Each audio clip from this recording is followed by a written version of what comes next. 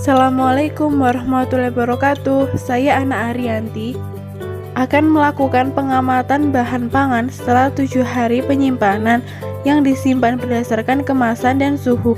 Pada kemasan plastik, daun dan tidak dikemas, sedangkan suhu pada suhu ruang, freezer, dan orisper. Ini adalah tampak bahan pangan sebelum saya lakukan penyimpanan. Jadi tampak masih segar. Dan ini adalah bahan pangan yang telah saya simpan selama 7 hari. Yang pertama, kita akan melakukan pengamatan terhadap rempah-rempah. Pada kemasan plastik, kunir, ketumbar, kemiri tidak mengalami perubahan baik sifat fisik, ukuran, maupun biologi. Pada kemasan daun, ketumbar tidak mengalami perubahan. Kemiri mengalami perubahan, yaitu aroma yang berkurang dan ditumbuhi jamur sehingga mengalami perubahan warna, sedangkan kunir terdapat sedikit ditumbuhi jamur. Ketumbar dan kemiri tidak mengalami perubahan, namun kunir terjadi pengkerutan sehingga ukurannya sedikit berkurang jika tanpa dikemas.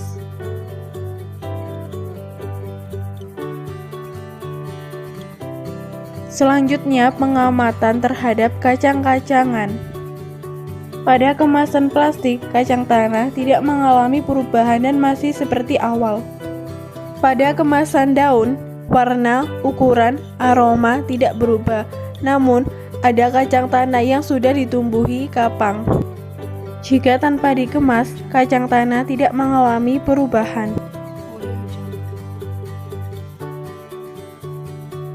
Selanjutnya, pengamatan terhadap minyak dan lemak. Minyak pada suhu freezer berbentuk padat dan putih, namun ini sudah mencair seperti sifat minyak sebelumnya. Pada suhu ruang, minyak yang saya kemas tidak mengalami perubahan dan masih seperti sifat minyak awalnya, dan tanpa dikemas juga tidak mengalami perubahan. Pada suhu orisper, minyak berbentuk padat dan putih seperti pada suhu freezer, namun untuk pencairannya lebih cepat pada suhu orisper. Kemudian ada mentega.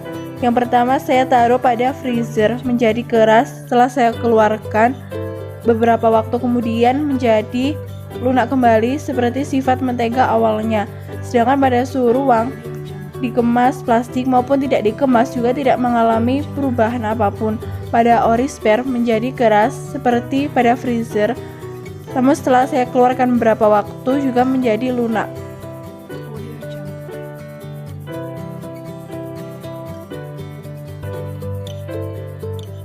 Selanjutnya, pengamatan terhadap sayur dan buah. Pertama, kita amati dulu pada sayuran, yaitu buncis dan kembang kol.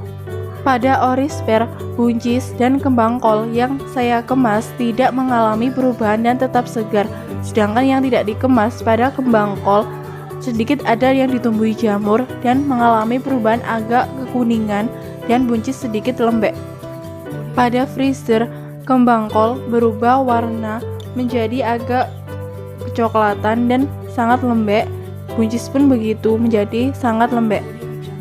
Pada suhu ruang, kembang kol menjadi kering dan mengalami perubahan ukuran dan sifat biologi, yaitu ditumbuhi jamur, sedangkan pada buncis ada bagian yang kopong dan buncisnya menjadi kering. Pada kemasan daun, baik kembang kol maupun buncis sedikit ditumbuhi jamur. Untuk pisang, saya menggunakan pisang yang sudah matang dan pisang yang belum matang. Pada suhu orisper, pisang yang sudah matang menjadi busuk dan mengalami perubahan warna menjadi agak kecoklatan pada beberapa bagian, dan pada pisang yang belum matang tidak mengalami perubahan apapun. Pada suhu freezer, pisang yang belum matang ini menjadi cepat matang dan lembek, namun tidak mengalami pembusukan.